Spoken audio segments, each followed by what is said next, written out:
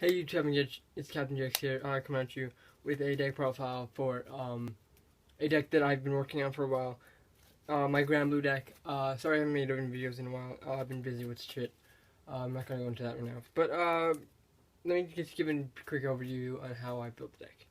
Number one, let me start with the way I see people building the deck. They're building it more offensive when they should be building it more defensive. Now, I'm not saying your build is wrong if you're playing it defensive, if you're playing offensive, but I find the more consistent, the more sustaining build is the build that can have hand advantage, has defensive power, has that defense to keep going. Hand is very, very fragile in this deck because you don't get a lot of it if you're not playing defensively. So a counterblasts are very fragile, but if you use them wisely, if you use them to your advantage, you can actually keep up with the meta that's going on.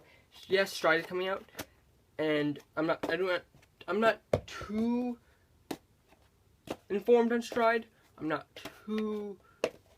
But right now, as it stands right now in the meta today, Stride is not in game in the US. So when Stride comes out, then I'll rework the build. But here we go. My starting unit is the Skeleton Assault Trooper Captain. Counterblast 1, put in the soul, search top to 5 for a grade 3 searcher, for grade 3. You want this card to have this card so you can search your break ride, because your break ride is your start of all your plays. Break ride is very important in this deck, and you want to have it in your hand. Grade 1 lineup.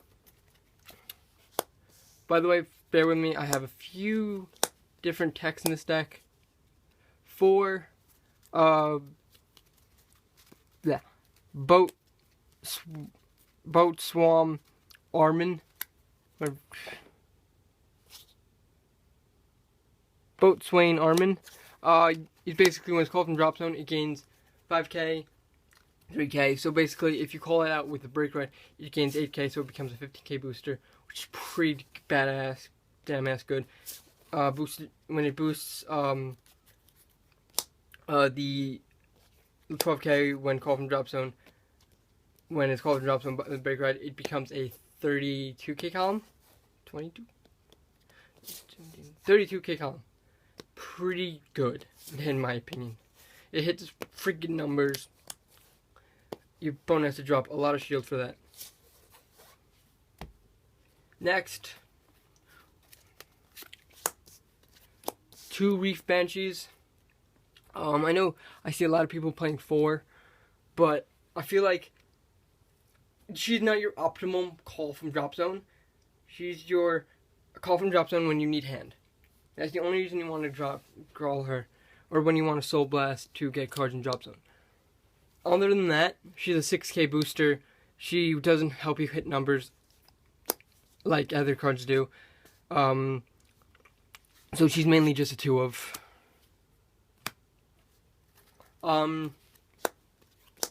2 Quintet Walls. It's not because I can't find the other two perfect cards. I have 1 extra, and I can always I know someone who I can always get the 4th one off of. The reason I'm running 2 Quintet Walls is because A, drop zone. Drop zone is very important in this deck, and also defensive. I'm getting to that second. Also, Quintet Walls are really good because what you do is, since with Rune Shade you're milling your deck, you mill even more, and then when you want to Legion, you put all your triggers back and you make a deck full of triggers. The deck is all about the deck. Basically, you want to mill, and then when you Legion, you put all the triggers back. You have then you have a deck full of triggers. And also, it's a lot of defensive power. It's counterblast 1, call 5 units from deck, top deck, and you got guard power. Guard is very good, especially because in this deck you don't have a lot of hand. So the more the merrier. The more guard the merrier. And then we got 2 perfect guards, basic, dump a card to nullify the attack. Next, 2 Brutal Shades. Brutal Shade is here for when you need it. You don't always need Brutal Shade, because this game is more late game advantage, because you're milling your deck, then late game you go in for the strike. You're defending yourself early game, and then late game you go in for the strike. So basically, the only reason you need to build this is if you need to rush. If you need to rush, you just call one of these and break ride early game. Also because one of my grade 3 attacks has an important limit break, and if you have this on the rear guard and you only get like 2 damage and you don't have Legion or break ride, you call that and you can activate his effect early. Other than that, Brutal Shade is a good card. Don't get me wrong. A limit break canceller is amazing in granblue, but it's just like you don't really need to break ride early game, because the game, like I said, the deck is late game, not early game. For my final grade 1, I run 1 Dancing Cutlass. 1 because call him from hand, mill 2, Soul Blast 2, draw 1. Not only are you creating yourself a drop zone for when you Legion, you don't have to Legion back cards, important cards that you milled off Ruin Shade, but you can Soul Blast 2, break ride your Legion, and then you still have enough drop zone to activate break ride skill. You activate break ride skill, you have 2 cards, and because Ruin Shade and Dancing Cutlass, you have enough cards to Legion back and take advantage of your drop zone. And it also gives you draw power. It also gives you a draw. So that's why it's pretty good. Next, most important size 2 of the deck, Ruin Shade. This card sets up your drop zone. 4 of these are very important, unless you are running the grade 3, Mill 3 Legion, but I don't recommend running him, because, in my opinion, he is really neg. Or she, whatever that thing is. I don't even pay attention to that card. The card is so bad, in my opinion. It's just the neg of neg. Neggest of negs. Even Kokai's Reverse, which I freaking hate with a burning passion, is better than that. So yeah, it's Mill 2, becomes 11k attacker. It's pretty good for the deck. It gives your deck a lot of advantage for drop zone. Next, 3 Dragon Corrode Dragon. When it's called from drop zone, gain 3k. Same thing as the grade 1, 7k, and then it becomes a 17 with break ride. It's pretty good. Your optimal call from drop zone, grade 2. Next is a really weird tech, so bear with me. 3 10k interceptors. Yes, 10k interceptors. I know people haven't seen these in a while, but they're good, because with break ride, okay, I'm back. Sorry, guys. So my video timed out. So as I was saying, so the reason you run this card is because with the break ride, you're basically calling out a unit for it to get retired at the end. But with the Legion, once you attack with that rear guard, what you do is attack for 17. Say you attack with 17. So at the end of the turn, it's going to be retired. And then you got a 15k booster behind it. So you retire this with the break ride, with the Legion, and call this. So behind that, it's a 23. Hitting numbers, still hitting numbers, and then next turn you have a 10k interceptor, giving you more defensive power. Like I said before, the deck is more defensive than anything. So yeah, basically, pretty good. I tested it out. It's pretty good. It's pretty consistent.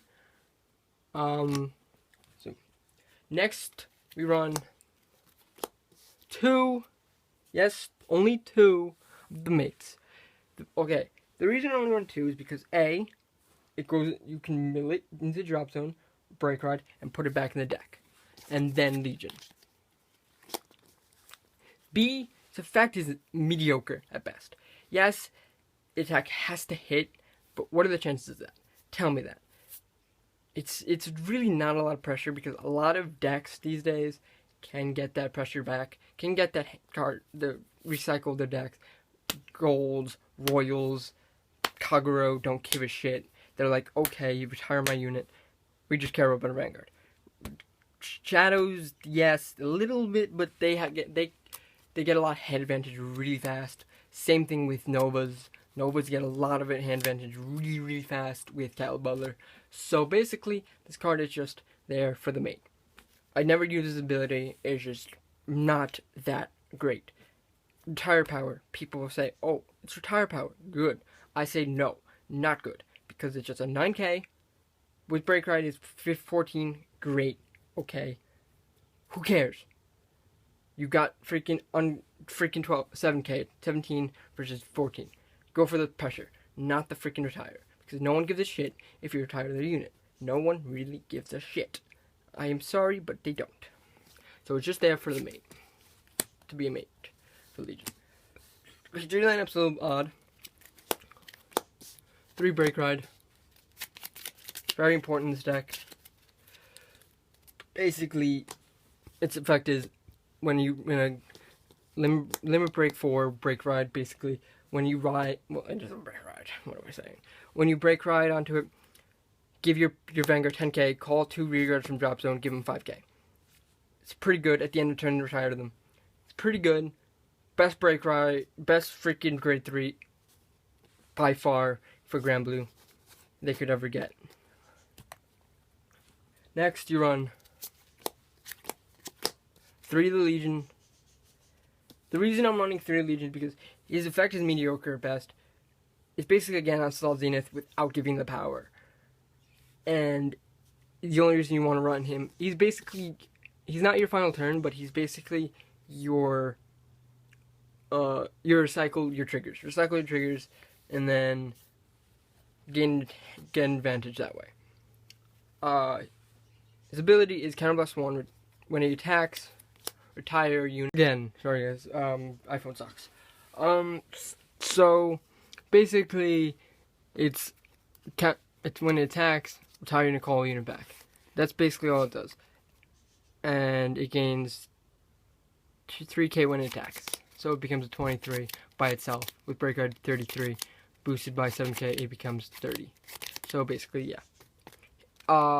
The deck doesn't really hit numbers a lot, but when it does, it's really pressurable. But that's about it. So for my last grade 3, I run 2 Night Snow. Best grade, sorry, this is one of the best next to the Break Ride. Grade 3s in the deck. If it were the Legion, oh my god, that'd be so good. It's basically Counterblast 1, then Break 4, Counterblast 1, retire your unit, call unit, give it 5k. Poof. Legion with the freaking thing and doesn't have to attack. So basically you Break Ride on this and then you call 2 units, give them 5k. Then use it at the end, Counterblast 1, retire unit, give it 5, call another one, give it 5k. Freaking pressure up the ass. This is your final turn card. And what makes it even better is when you're in your Legion, right? You ride the Break Ride. This in your drop zone. Counterblast 2, Soul Blast 2, Break Ride. For your final turn. It's a lot of pressure, and so good, so good. So next, trigger lineup. A little odd. 8 crit. Yes, only 8 because crits are good. Don't get me wrong. The deck needs the pressure, but it also needs the hand. Like I said, defense. So, we run odd, 4 draw, and 4 heal. Draw power. Draw power is very good. Draw power gives you defense. Defense is good. So yeah, so that's my deck on my granblue deck. Sorry about the interruptions. I'm gonna try to put it all into one part. So tell me guys what you guys think of the deck profile. Comments below. Also, feel free to ask questions if I haven't answered any questions on my deck. And I'll see you guys later.